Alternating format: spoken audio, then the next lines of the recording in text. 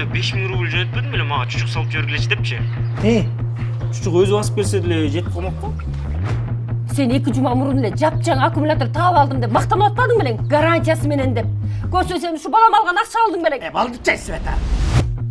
За последние полгода нам поступило больше 1000 заявлений об интернет-мошенничестве. Бакуш балаң бөтөн жерде, бөтөн элде, Бөтөнгө кирип баратат деп койбойсуң канча болду? Байкамга дулкулдат сүйлөбөңүзчү. Жарым угул багалап атат. Мен акчам сени урдуган. бир айында эмне деп атасыз сураса? Бөлüm?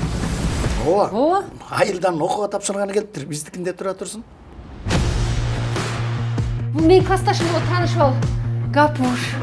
Гапуш? Светик. Светик! Булар влюбленный. Треугольник болгон го я.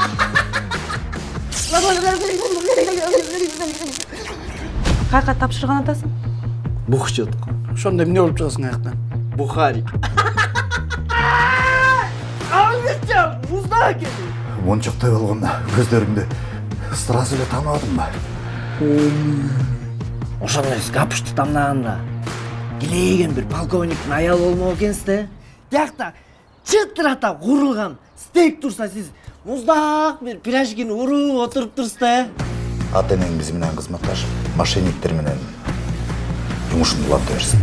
Мен аларды билем, алар точно макул болбойт. Конечно, макулмун. Нас преследуют. Движемся в южном направлении. 35-й квадрат.